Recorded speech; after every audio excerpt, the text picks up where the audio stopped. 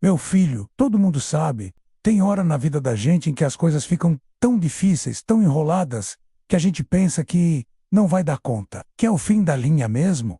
Mas olha, Deus, com aquela bondade dele que não tem tamanho, vai lá e mexe em tudo, como se fosse um tabuleiro de xadrez, só para dar um jeitinho de nos ajudar. Pois nessa reflexão bonita de hoje, você vai entender direitinho como é que o Senhor age. E eu te garanto, depois desse vídeo, você vai confiar mais nele. Vai sim. Então, veja só essa história. Um senhor, já com seus bons anos nas costas, coitado, estava cansado, com a expressão de quem já enfrentou muita coisa na vida. Ele parou na calçada e ficou olhando aquele hotel chique, do outro lado da rua, desses 5 estrelas, que a gente só vê em filme. O homem estava vestido simples, com umas roupas do dia a dia, nada de especial, e um par de sapatos que, olha, já tinham conhecido muita calçada por aí. Resolveu atravessar a rua e entrou no hotel, passando por aquela porta automática que abre sozinha.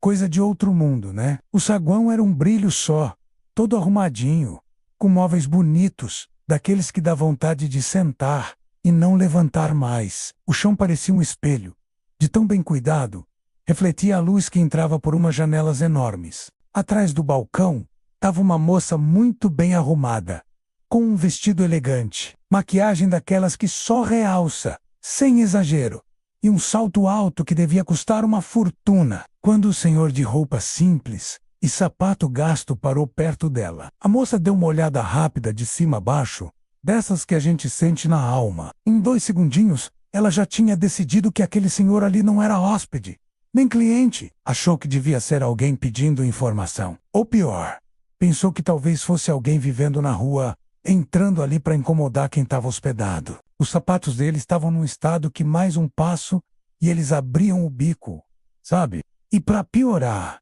tinha 2 manchas de suor bem visíveis debaixo do braço e uma barba por fazer que dava a ele um ar mais cansado, mais largado. Quando ele se aproximou da recepção, a moça ficou toda tensa, esperando sei lá o quê. Mas o velho, que Deus o abençoe, foi todo educado. Cumprimentou a moça com gentileza e disse que precisava de um quarto para aquela noite. Enquanto falava, puxou a carteira do bolso. Era uma dessas bem velhinhas, já sem forma. A moça olhou rápido e não viu muita nota graúda, só um cartão de crédito e um punhado de documentos. Nada que indicasse que ele era como o tipo de gente que costumava se hospedar num hotel daquele nível. Não, senhor. A moça então fez logo um gesto com a mão, daqueles que dizem, não precisa nem continuar. Sabe, pediu com delicadeza, mas firmeza, pro senhorzinho nem perder tempo mexendo na carteira, procurando dinheiro, cartão, ou fosse lá o que fosse. Disse que não daria para reservar um quarto naquele dia. Todos os quartos já estão ocupados, falou ela, toda segura. O velhinho guardou a carteira com calma e olhou bem nos olhos da moça. Escuta aqui, Marcela, eu já passei por poucas e boas para chegar até aqui. Não tenho mais forças para sair andando pela cidade, atrás de um lugar para dormir. E se você me permite dizer, acho que vocês têm pelo menos uns 12 quartos sobrando. Atrás da moça no balcão, tinha uma fileira de cartões magnéticos, com números de quarto ao lado, tudo indicando que ninguém tinha pego aqueles ainda. Estavam ali, bonitinhos, parados, meio sem saída. A recepcionista resolveu abrir o jogo, mas tentou manter o tom educado ser grosseira. Meu senhor, eu entendo sua situação, mas veja bem, esse aqui é um hotel de luxo. Sabe, a gente atende um público mais seleto, gente que costuma chegar de carro chique ou então em táxi executivo e não a pé, como o senhor chegou. Não é qualquer um que pode pagar para ficar aqui. A gente tem uma reputação a zelar na cidade e não podemos colocar isso em risco oferecendo um dos nossos quartos, mesmo vagos, para alguém que, bem, não combina com o perfil dos nossos hóspedes.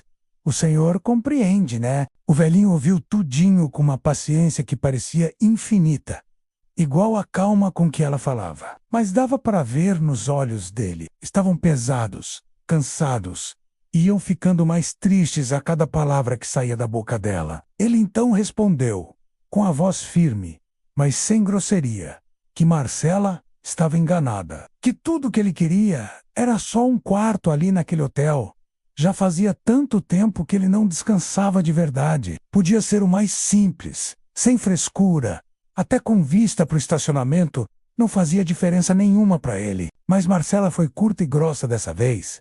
Disse que não era assim que as coisas funcionavam ali não. Aí o senhor pediu para falar com alguém da gerência. Quem apareceu foi o supervisor, um tal de Diego. Chegou se apresentando, mas nem se deu ao trabalho de estender a mão pro velho. Marcela tratou logo de explicar o que estava acontecendo, e Diego, com aquele jeitão todo firme, ficou o tempo inteiro olhando o velhinho nos olhos, sem piscar. Ele ficou do lado da recepcionista e falou que, se o senhor quisesse mesmo descansar, tinha um hotel algumas quadras dali, com menos estrelas, mas onde ele talvez fosse atendido. Só que o homem, cansado como estava, recusou-se a sair andando até lá. Foi aí que Diego mandou chamar o segurança. O rapaz chegou e, sem muita cerimônia, agarrou o velho pelos braços e foi arrastando o coitado até a porta do hotel. Quando já... Se você chegou até aqui e gosta de histórias inspiradoras e comoventes,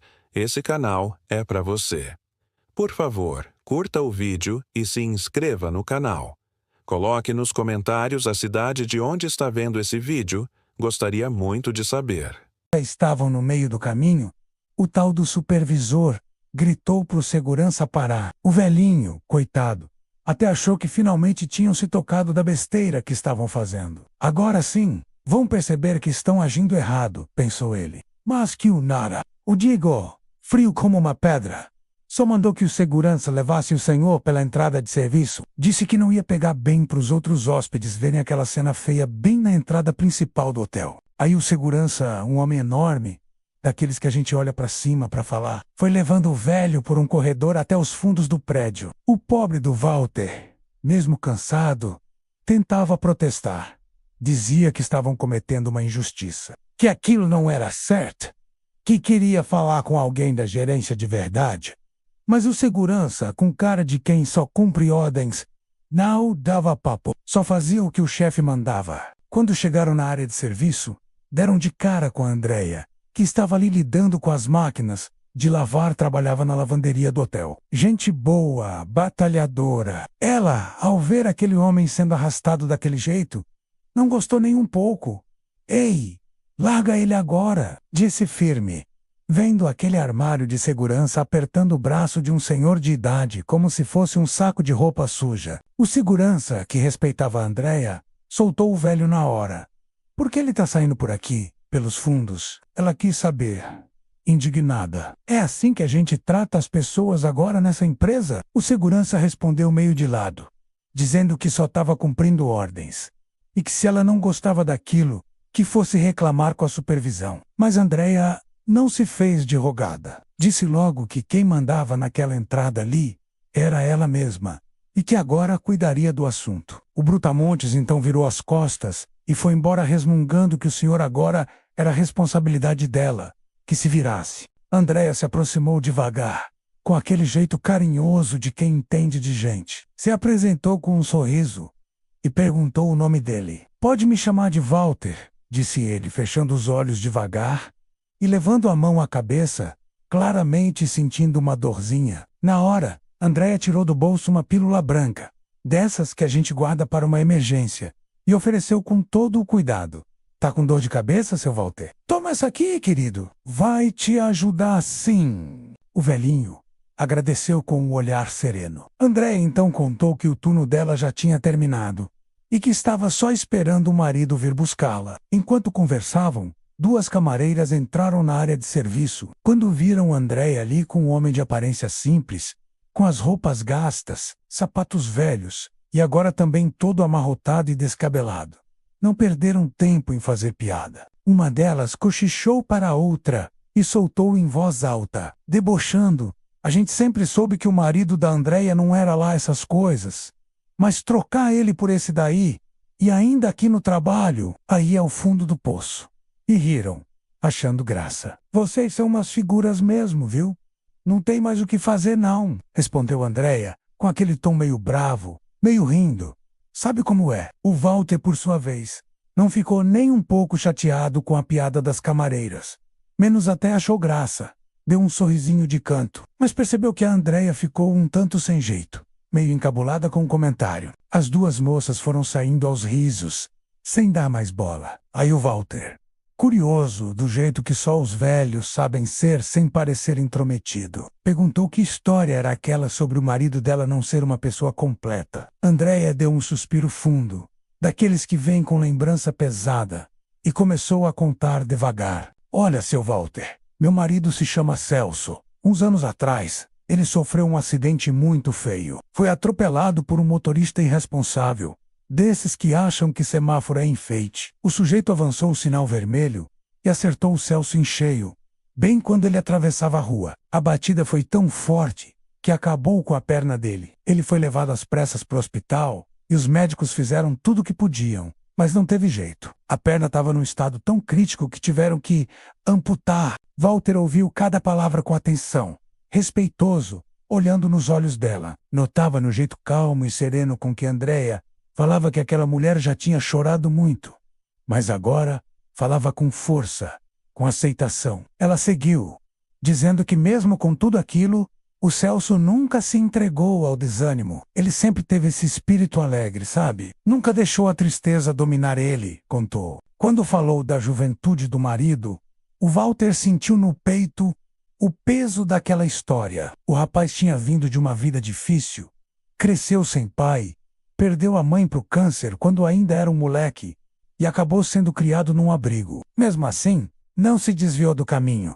Terminou os estudos, arranjou um emprego honesto e, com o tempo, conheceu a Andréia. E olha, a gente passou muito aperto junto, viu? Disse ela, com um olhar misturado de dor e orgulho. Mas nunca fomos de reclamar, não. Com muito esforço, conseguimos comprar uma casinha bem simples lá na periferia. Era só isso mesmo que a gente podia chamar de nosso. Isso e um carrinho popular que o Celso usava para trabalhar como motorista de aplicativo. Foi com ele que a gente foi tocando a vida. Walter, já emocionado, sentiu ali que estava diante de duas pessoas de fibra, que tinham levado cada pancada da vida sem largar a mão um do outro, que sabiam sorrir mesmo com o coração machucado. Um casal admirável, desses que fazem a gente acreditar de novo no valor das coisas simples. E sabe o que ele disse depois do acidente? Andréia falou, com os olhos marejando só um pouquinho.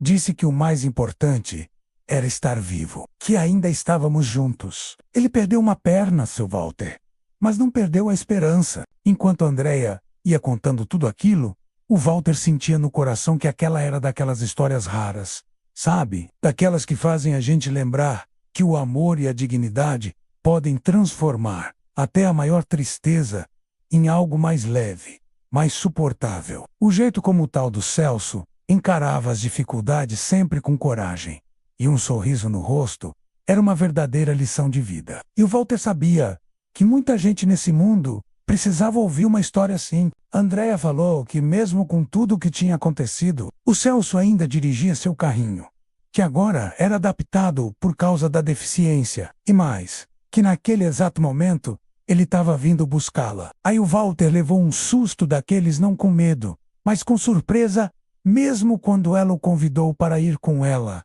para conhecer a casa deles. Um gesto tão bonito vindo de alguém que mal o conhecia. Olha, eu não quero incomodar, disse o Walter meio hesitante, coçando a cabeça. Você já tem tanta coisa para lidar. Que isso? Respondeu Andréia, firme e doce ao mesmo tempo. Você é nosso convidado. E olha, vai ser uma honra ter sua companhia, viu? E não demorou muito. Lá apareceu o Celso, homem simples, sem frescura, mas com um sorriso tão caloroso que parecia até que ele e o Walter eram amigos de infância. Cumprimentou o velho com uma alegria que contagiava. Os três entraram no carro e pegaram a estrada rumo à casa deles. No caminho, o Celso mostrou logo que era daqueles bons de conversa.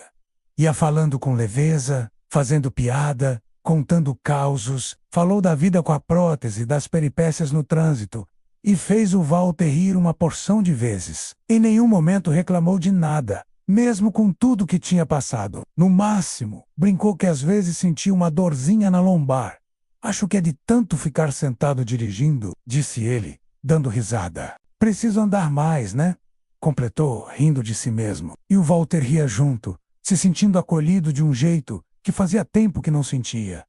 Era tão bom estar perto daquele casal. Parecia até que ele tinha voltado no tempo, para uma época mais tranquila da vida. Quando chegaram na casa da Andréia e do Celso, o Walter se encantou. Era uma casinha modesta, bem simples mesmo, mas tudo limpinho, organizado, com aquele cheirinho de lar. Foi recebido como se fosse da família. Conversaram bastante, jantaram juntos, e no fim da noite, a Andréia veio com mais uma daquelas demonstrações de generosidade. A gente não tem muito, disse ela, mas vai ser um prazer te oferecer um cantinho para descansar. O Walter, exausto de corpo e alma, ainda pensou 2 vezes. Não queria ser peso na vida de ninguém, mas bastou olhar nos olhos dela e ver aquela sinceridade que não se finge, aquela bondade de verdade, e ele acabou aceitando. Dormiu ali no sofá da sala.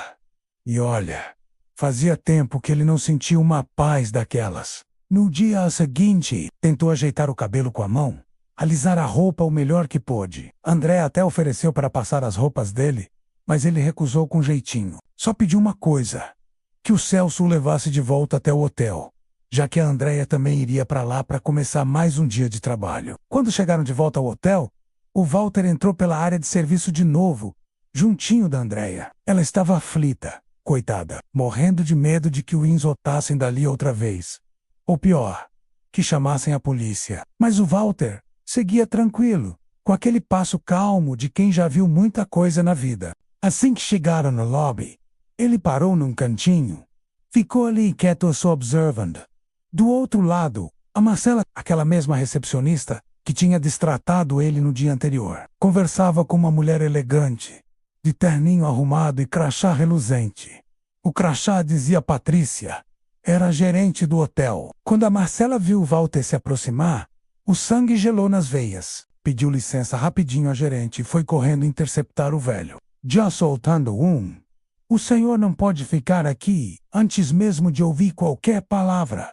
Mas o Walter passou reto por ela como quem ignora um vento fraco. Seguiu direto até a gerente e falou com a maior serenidade do mundo: você sabe quem sou eu? Na mesma hora, a Patrícia ficou branca como papel, gaguejou, tropeçando nas palavras. Esse senhor Walter, o senhor é o dono do hotel. Foi aí que a Marcela congelou. Aquela ficha caiu, como um piano do 10º andar. Tentou se explicar, disse que não o tinha reconhecido, que agiu errado sem querer. E o Walter, firme, mas sem elevar a voz, respondeu: eu tentei me identificar ontem. Tirei minha carteira, mostrei meus documentos, mas você nem me deu chance de falar. Não importa se eu sou o dono. O que importa é como você tratou alguém que você achou que estava abaixo de você. E então ele se virou para Patrícia e disse, com uma voz cheia de gravidade: você precisa rever como seus funcionários tratam as pessoas. E vamos revisar os cargos de todo mundo aqui. Aí ele respirou fundo e completou: menos a Andrea. Ela foi a única que se comportou com dignidade. Foi humana. Marcela começou a chorar ali mesmo, sem conseguir conter. Implorou por uma segunda chance. E o Walter, daquele jeitinho dele, nem endureceu o rosto. Só fez uma proposta: você vai fazer 1 mês de estágio na área de serviço. Vai aprender o que é dignidade e respeito pelo trabalho dos outros. E assim foi feito. Nos dias seguintes, a vida da Andréia e do Celso tomou um rumo que eles jamais poderiam imaginar. Naquela mesma tarde, enquanto descansavam em casa, bateu à porta um homem de terno e gravata, muito educado. Se apresentou como representante do Sr. Walter e veio trazendo um pacote de novidades que deixou o casal boquiaberto. O Sr. Walter pediu que eu viesse entregar a vocês algumas boas notícias, disse ele, abrindo uma pasta cheia de documentos. Primeiro, ele quer que o Celso receba uma prótese de última geração e um tratamento fisioterapêutico completo, tudo para que ele possa ter mais conforto e qualidade de vida. André e Celso se olharam, sem saber se estavam sonhando ou acordados. Mas isso é muito, disse Celso, com os olhos marejando. Eu nem sei o que dizer. O homem de terno apenas sorriu, compreensivo. Ainda tem mais, continuou. O Sr. Walter quer que vocês se mudem para uma casa maior, num bairro melhor localizado, com boa infraestrutura. Ele sabe que vocês passaram por muita coisa e quer que tenham o conforto e a dignidade que merecem. Andréa quase não conseguiu falar. A emoção apertava a garganta. A gente não precisava de tudo isso, murmurou. A gente só fez o que qualquer um, com um pingo de decência, faria. Mas o mensageiro de Walter foi firme. Justamente por isso, num mundo cheio de egoísmo, o gesto de vocês é precioso. E o Sr. Walter quer investir no futuro de vocês. Se a Andréa quiser, ele vai oferecer um curso de administração para que ela possa, em breve, assumir um cargo de mais responsabilidade no hotel. Andréa, coitadinha, acostumada a ver a vida como uma sequência de lutas e apertos, nem conseguia acreditar no que estava acontecendo. Tanta generosidade vinda de um senhor que, até pouco tempo, parecia só mais um velho cansado, meio perdido no mundo. Eu aceito, disse ela, com a voz embargada. Mal conseguia conter a emoção. Eu não sei nem como agradecer. E o homem, com aquele jeito sereno de quem já entendeu o que realmente importa na vida, respondeu com um sorriso gentil. Não precisa agradecer. A gratidão de vocês já está no jeito como vivem e tratam os outros. O Sr. Walter viu algo muito especial em vocês. Agora é hora de devolver um pouco do carinho que vocês espalham, sem nem perceber. O Celso, que mesmo nas dificuldades nunca perdia o bom humor, enxugou os olhos disfarçadamente e ainda brincou.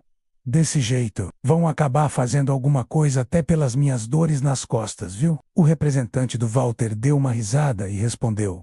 Já está no pacote. Seu Celso, o Sr. Walter quer que o senhor tenha tudo de que precisa para viver bem. A Andréa chorou baixinho e o Celso ficou em silêncio. E olha que isso era raro. Eles, que sempre batalharam tanto, que sempre fizeram muito com tão pouco, agora estavam recebendo mais do que jamais poderiam imaginar. E tudo isso por terem sido gentis, por terem sido humanos. Walter viu neles aquilo que a maioria das pessoas não enxerga: a beleza da alma simples, mas grandiosa.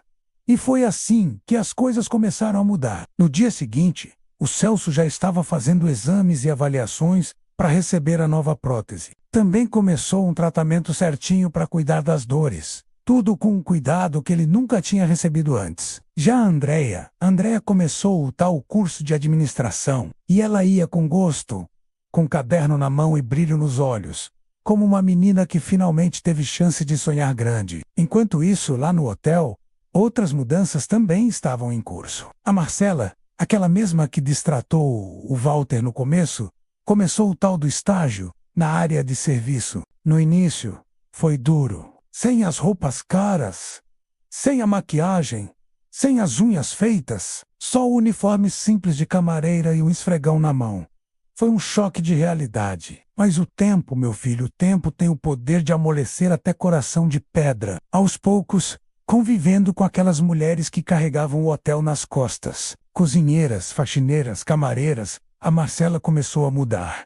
O que antes ela achava banal, virou aprendizado. O que ela via como inferior virou exemplo. Começou a entender que dignidade não se mede pelo salto do sapato, nem pelo preço da bolsa. Que tem gente valiosa limpando o chão e lavando louça. Que respeito é coisa que se dá a qualquer um, independente da função. E foi assim que, devagarinho, o hotel inteiro começou a se transformar. E não só por causa das reformas ou das decisões de Walter, mas porque a alma do lugar estava mudando. Enquanto tudo isso acontecia, o Walter, aquele senhor de fala mansa e olhar atento, continuava visitando o hotel com frequência. Não fazia alarde, não gostava de holofote. Chegava quietinho, caminhava pelos corredores, observava com os olhos de quem já viu muito da vida. Mas não era só a mobília que ele estava ajeitando, não. Ele queria transformar a alma do lugar. Queria que cada canto refletisse os valores que ele levava no peito: respeito, empatia, dignidade. E foi acontecendo lentamente, mas com firmeza. A forma como os funcionários se olhavam, a maneira como falavam uns com os outros, tudo começou a mudar. Era como se o hotel estivesse reaprendendo a ser humano. E, nesse meio tempo, a Andréa florescia. O curso que ela fez abriu portas, mas foi a maneira como ela sempre tratou as pessoas que a levou para frente, de verdade. Ganhou uma promoção, virou supervisora. Mas olha, nunca deixou de ser quem era. Continuava sorrindo para os colegas, escutando as camareiras, ajudando onde podia. Não era o cargo que dava valor a ela. Era ela que dava valor ao cargo. A nova casa, meu amigo, era simples sim, mas tinha sol entrando pelas janelas, cheiro de café fresco e uma varanda, onde o Celso gostava de sentar no fim da tarde. O bairro era tranquilo, perto do centro, e facilitava a vida dos dois. O Celso, com a prótese nova e sem dor nas costas, voltou a dirigir. E claro, a contar piada para todo mundo que entrava no carro. Voltou a ser o motorzinho de alegria de sempre. E o Walter nunca se afastou. Virou parte da vida deles. Às vezes passava lá só para prosear, tomar um café, lembrar do dia em que tudo começou. Falavam do passado, riam das coincidências da vida e sempre terminavam com aquele silêncio gostoso de quem sabe que não precisa dizer mais nada. O que ele fez por eles? Claro que foi generoso, mas para ele, aquilo não era um favor. Era o reconhecimento da beleza que mora na bondade simples, sem intenção de aparecer. Walter entendeu, como poucos, que o que realmente transforma o mundo não é o dinheiro. E foi assim que aquele senhor, que muitos olharam e não viram, mudou o destino de tanta gente. Mostrou que às vezes os maiores tesouros estão escondidos em pessoas que só precisam ser tratadas com humanidade. E se você me perguntar se essa história é verdadeira, bom, eu te diria que ela é mais real do que muita coisa que se vê por aí. Porque onde há gentileza, há verdade. E isso, meu filho, vale mais do que ouro.